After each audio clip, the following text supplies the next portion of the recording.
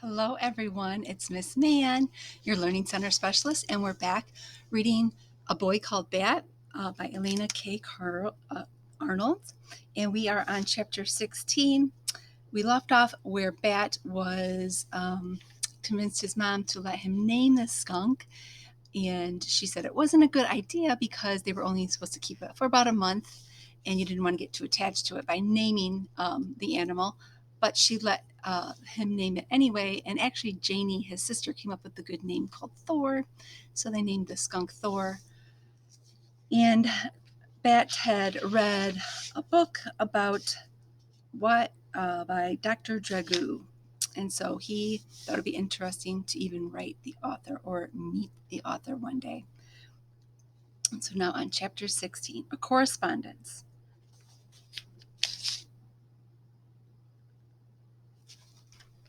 The next day, when it was time for recess, Israel stopped at Bat's desk instead of going outside with the rest of the class and asked, "Hey, Bat, do you want to play Foursquare or something?"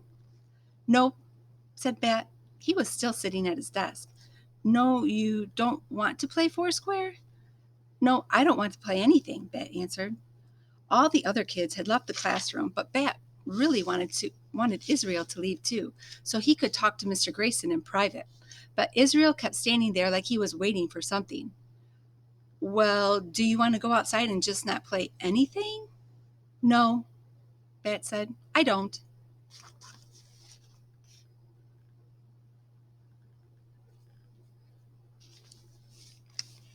Israel stood next to the desk for a moment longer, sort of smiling, like he was waiting for Bat to say something more. What could he be waiting for? In his head, Bat ran through the list of things he was supposed to remember to say to people. "Excuse me, I'm sorry, please, may I, thank you." "Thank you," said Bat. Um, okay, said Israel, and he shrugged, and then finally he left. After Israel was gone, Bat went up to Mr. Grayson's desk. Mr. Grayson had a stack of their current assignments in front of him, and he was making comments on each one in a green felt-tipped pen. "Mr. Grayson," Bat said, "I need your help." Mr. Grayson put the cap on his pen and sat it down. "I'm all ears," he said. That was a funny expression, and for a second Bat pictured Mr. Grayson made entirely in ears, with ears for eyes and ears for nose and two tiny rows of little ears for teeth. "Well," Bat said, "let me tell you about Thor." And then Bat told Mr. Grayson everything about the skunk kit and about how Mom had brought him home after his mother had died, and how he drank puppy formula because there was no skunk formula, about how he went to the bathroom and how he needed to eat every 2 hours, and how when Mom first brought him home, he was almost all pink, but how his black fur was starting to grow, and most of all, how much Bat loved him. "He sounds pretty great," Mr. Grayson said. "Yes," said Bat, "he's more than pretty great. He's all the way great." "So how can I help you, Bat?" "Well, there's a skunk world expert named Dr. Jerry Dragoo, and I want to ask his advice about something. It's important." "Okay," said Mr. Grayson. He pushed the stack of papers to one side and pulled his laptop from his satchel. He opened it and logged on. That was one of the great things about Mr. Grayson. If you said you needed help, he just helped without a lot of annoying questions. "There's only one Dr. Jerry Dragoo," said Mr. Grayson. "He's a professor at a university. We can write him an email if you want. That's his email address right here." Could it be really that easy? Could Bat really just write to the skunk expert? Bat liked to send emails. He sent emails every month to his grandmother who lived in Idaho because he hated talking on the phone. Emails gave you time to think. "Okay," said Bat. "Well, what do you want to say?" "I can type it for you." Mr. Grayson clicked on his email icon and typed in the address. "That's all right," Bat said. "I like to type." Mr. Grayson let Bat sit in his chair. Bat typed, "Dear Dr. Jerry Drago." Mr. Grayson said, "You can just write, 'Dear Dr. Drago.' People don't usually use a person's first name and last name when they start a letter." People don't usually have a cool name as Dr. Jerry Drago, Bat said. Mr. Grayson laughed. You can't argue with that. Bat went on. My mom brought home a baby skunk. She is a vet and she has to help him be born. His mother died, but she didn't have any diseases, and neither does he. His name is Thor. I want to keep him as a pet because I know I can be a good pet caretaker. Even if I can't keep him forever, I want to at least keep him until he goes back home to the wild, not give him to the skunk rescue people. Please write back and say I can, so I can tell my mom that that a world skunk expert says yes. Then she will probably let me. She will probably let me keep him. Is that okay? Bat asked. Mr. Grayson didn't answer right away, so Bat turned to look at him. Mr. Grayson's face squinched up like he was trying not to laugh, or maybe like he was going to try not to cry. Mr. Grayson? Bat asked. What's wrong? Nothing's wrong, Bat. That's a very nice email. I will be interested to hear what Dr. Dragoo has to say. Me too, said Bat. At the end of the email, he typed, Sincerely, Bixby Alexander Tam. People call me Bat. There you go. In chapter 17, at the clinic. Bat loved going to Mom's veterinarian clinic. If it were up to him, he would go with her all the time she had to work late instead of staying home with Janie. But Mom said that that's too much, as she loved having Bat at work with her, but all his questions sometimes kept the vet techs from doing their jobs. Bat tried not to ask too many questions, but there were so many interesting things to ask questions about. Today you can help Lawrence with baths, Mom told Bat as she drove him the 3 miles from the Saw-Whet school to the small brick building marked Valerie Tam, DVM. Janie was always trying to get Mom to rename her veterinary clinic something else. Something fun, she said, something creative. So far, she had suggested the Furry Friends Clinic, Paws at the Moment Veterinarian, Nose to Tail and everything in between, and her favorite, the Pawspital. But Bat liked seeing Mom's name on the side of the building. It was like she was a celebrity. I'm good at baths, Bat said. Yes, Mom said, you are. When he pulled open the heavy glass door at the front of the brick building, Bat was overwhelmed by smells and sounds. The lavender peppermint spray they used to clean up the pet accidents, the wet dog scent of shampooing going on in the back room, barking, and more barking, a phone ringing and people talking, a cat's yowl. If there were this much ruckus at school or the playground or anywhere else at all, Bat would definitely need his earmuffs. But here, the sounds and the smells, they didn't bother him. Even the flickering fluorescent light didn't irritate him very much. Susan stood behind the counter, running a lady's credit card through the machine with one hand while she answered the ringing phone with the other. Dr. Tam's office, she said, waving hello at Bat as he walked by. He waved back, but he didn't say anything because he didn't want to bother her. It used to be that he didn't notice if people were busy with other things, but he was better now. At least he usually was.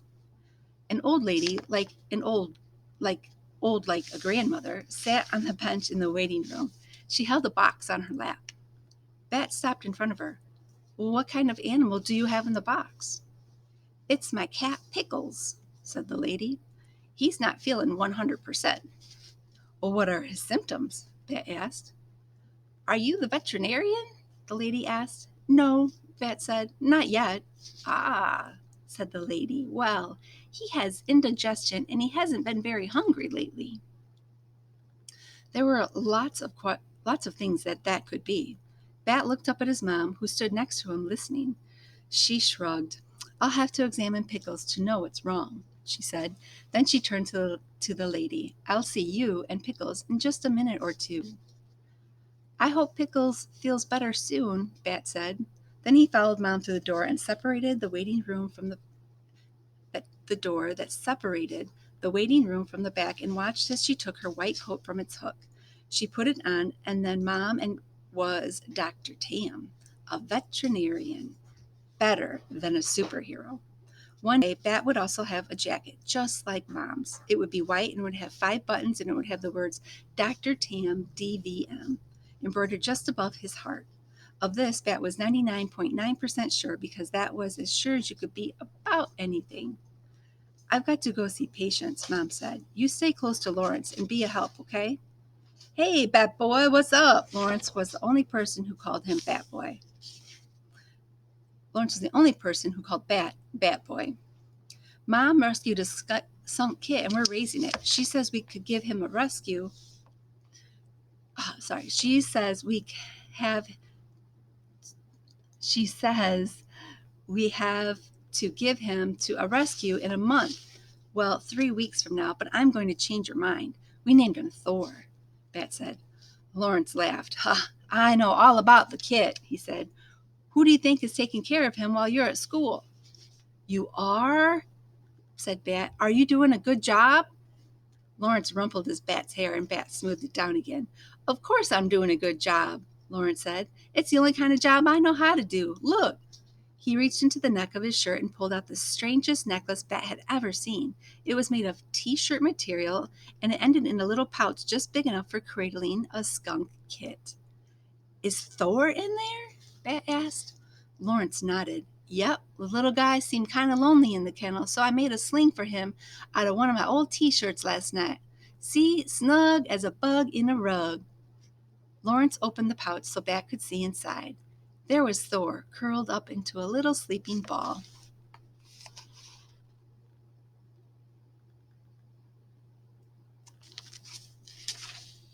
Can I wear him? Bat asked. Of course, we don't want him to get wet when I'm washing the dogs. Here. He very carefully pulled the sling over his head and then lowered it over Bat's. But the sling, which had been barely reaching Lawrence's chest, slang all the way down to Bat's belly button. We can fix that, Lawrence said, and he looped the fabric into a knot behind Bat's neck to shorten the sling. There, he said. Now you're a marsupial bat. There are no marsupial bats, Bat said. Marsupial infants need to have strong arms and claws to climb into their mother's pouch. Bats have wings. Bat peered into the pouch to see if Thor had been disturbed by the movement, but the kit was still fast asleep. He's got more fur than he had this morning, Bat said. I can see the black and white growing in. They grow up so fast, Lawrence said. You seem bigger than when I saw you last, too. Not you, said Bat, closing up the pouch and tucking it into his shirt. You're already all the way big. Lawrence grinned. If I get any bigger, I'll have to buy special order shoes. I already wear the biggest shoe size the shoe store sells. Good thing you're too old to grow, Bat said. Good thing indeed, said Lawrence. Then he said, Thor is a great name. Bat, did you come up with it? No, Bat said. Janie did. Well, you're a lucky kid to have such a creative sister, Lawrence said. Did you thank her? No, said Bat. Not yet. Well, there'll be a time for that later, Lawrence said. How about assisting me with some baths? Usually Bat would just do about anything to help Lawrence with baths, but now with Thor in the sling curled up and asleep, I don't know, Bat said. Oh, don't worry about the kit, Lawrence said. You can wear an apron. I'll do all the soapy stuff. Lawrence draped a green apron around Bat's neck. Bat tried to make sure it wasn't pressing too tight against the sling as Lawrence tied the strap. All good? Lawrence asked. I can't tell if Thor is still breathing, Bat said. Maybe it's too tight? Lawrence untied the strap and Bat took off the apron. He pulled open the sling and peered inside. There was Thor, still tightly curled into a ball, still fast asleep. He's okay, Bat said. Lawrence patted Bat's shoulder. Maybe you can just keep me company today. How does that sound, Bat Boy? Better, said Bat. I can supervise. Good idea, Lawrence said. You can tell me when I use too much soap. That's easy, said Bat, following Lawrence into the holding room where dogs waited in separate kennels for the bath. You always use too much soap. Bat climbed up onto the counter across from the big silver wash bin and watched as Lawrence bent down to open the Thor kennel. He scooped up a shaggy white poodle who didn't look very happy about what was going to happen. You're okay, Jeff, Lawrence said. He was using his soothing voice, calm and deep. Jeff is a funny name for a poodle, Bat said. Well, Bat's a funny name for a kid, Lawrence answered, setting Jeff into the wash basin before smiling at Bat. Bat smiled back. Then Lawrence got to work, slipping Jeff's head into a restraint so he couldn't jump out of the tub, then turning on the faucet and running his hand under the water to check its temperature before he started spraying down the dog. That's a new restraint, isn't it? Bat asked. Good eye, said Lawrence. He shut off the water and began massaging shampoo into Jeff's curly pelt. The pelt is his fur. The other one was getting rusty, so I ordered this new model. That is a suction cup connecting it to the wall? Is it? It sure is, said Lawrence, and a strong one, too. He grabbed a hold of the rope and tugged on it to show Bat how well it was connected to the wall. But with a loud pop, the suction cup came free. Jeff didn't waste any time. With an excited yip, he had scrambled over to the lip of the waste basin and leaped to the ground.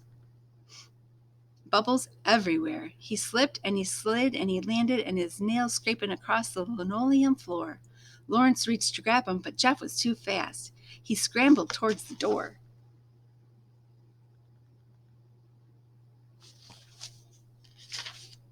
Bat pulled his legs up into the counter and crossed them, one arm wrapping protectively around Thor's and his sling. The air smelled like warm, wet dog and strawberry shampoo.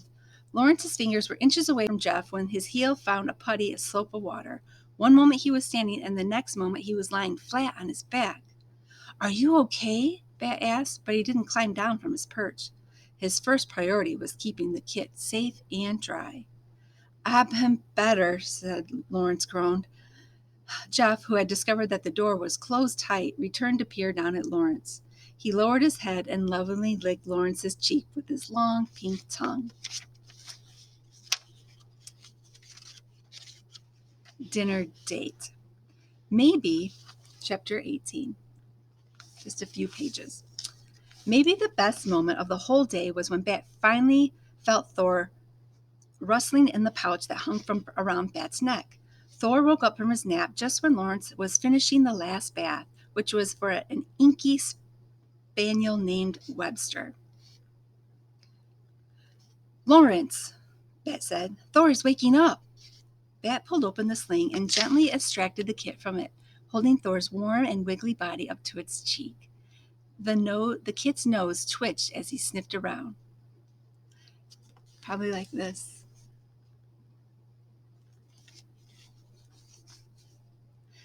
The baby wants milk, Lawrence said, and together they fed him. If Bat had his way, he would wear Thor in the sling all the time, but Mom made him take it off at bath time and bedtime. She was willing to compromise at dinner. Really, Bat, don't you think Thor could be more comfortable in his enclosure? Mom said as she served out 3 platefuls of spaghetti and meatballs. No, Bat said, I really don't. Mom squinted her eyes tight. When she opened them, she said, Okay, Thor can join us for dinner as long as he stays in his sling. I'll bet when he's older, though, Thor will love spaghetti and meatballs, Bat said happily, twirling a messy forkful of noodles. Skunks eat everything, you know. They're omnivores, omni meaning vor, and omni meaning everything, vor meaning one who eats. We know, Bat, said Janie. You told us already, like 100 times. Don't you think it's interesting? Asked Bat. Don't I think what is interesting? Everything, said Bat. Everything there is to know about animals. Not really, said Janie. I think the theater is way more interesting than animals. That's stupid, said Bat, because it was. Bat, said Mom in her warning voice, deep and serious with her eyebrows pointed toward her nose. I'm sorry I said your interest is stupid, Bat said. He wasn't actually sorry because Janie's interest was stupid. Theater was pretend. Animals were real. But Mom had let him bring Thor to the dinner table, so Bat turned up his mouth in a smile, then added, Will you forgive me? Mom liked it when he remembered to say that. Whatever, Janie said. Mom, did you make any garlic bread? Oh, it's in the oven. It's probably done, Mom said. Janie pushed back from the table, found an oven mitt in the drawer, and pulled the tray away from the bread out of the oven. It smelled wonderful.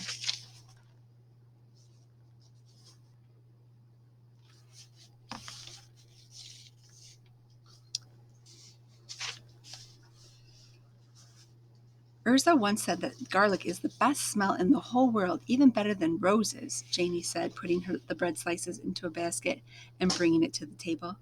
That Urza, she's a character, Mom said. That Urza is a character, Mom said. He's pretty funny. He's pretty funny. Even if he makes our math teacher laugh and she doesn't think anything is funny, Janie said. If she doesn't think anything is funny, Bat said, reaching across the table for a piece of bread, then why does she laugh at Ursa? I mean, is it mean laughing? No, Bat, said Janie. She thinks Ursa is funny. Then why did you say that she doesn't laugh at anything? She doesn't think anything is funny. Never mind, Bat, said Janie. Bat took a bite of the garlic bread. The crust was crusty, and then inside was hot and squishy. Melted butter glazed his fingers, which he licked one by one. They ate for a few minutes without talking, and only sounds of the crunch of biting into bread and the scraping noise of forks against the plates as they would bites of the spaghetti. Then, Janie announced, I've decided I'm going to audition for the Queen. I thought you wanted to be Alice, Mom said. That was before I read the script, Janie said. Then I realized that Alice is boring. She just wanders around whining about everything. You'd be good at that part, Bat said. You're good at whining. Mom, whined Janie. Make him stop. Bat, Mom said, that wasn't nice. But I said she would make a good Alice, Bat said. But not for a good reason, Mom explained. Well, why does that matter? I gave her a compliment. I don't think it felt like a compliment to Janie, Mom said. Janie, did it feel like a compliment to you? No, it was an insult, Janie said. You see, Bat, Mom said, it wasn't a compliment to Janie. Suddenly, Bat wished that he had been wearing his earmuffs and that he hadn't even heard Mom and Janie talking about the play. Sometimes it was just better if Bat kept his thoughts to himself. Bat ate a few more bites of his spaghetti and had almost finished all his bread when he felt Thor wriggling around in his porch. May I be excused? He asked. Yes, said Janie. Honey, you know it's up to you to model good behavior. Bat heard Mom say to Janie as she headed to the refrigerator to get out the puppy formula. Sometimes, Mom, even I'm not good enough to an actress to pretend not to notice when Bat is being weird. Oh, Janie, said Mom. Get out the formula, Bat told himself. Put some in the syringe, warm it up, ignore Janie. Bat knew that sometimes Janie thought he was weird, but he still didn't like her to say it out loud. Actually, Janie could be weird too, like when she sang at the top of her lungs in the shower even though there wasn't an audience, and how she cared if her hair was wavy or straight. Did Urza think that Janie was weird? Maybe that's what made Urza her friend. Bat thought about it. Well, he likes parts of her that everyone else thinks are weird. Chapter 19, A Blessing of Sorts. We're going to end it there, and we'll start on Chapter 19, A Blessing of Sorts. We're almost done. Hopefully you're enjoying the book, A Boy Called Bat.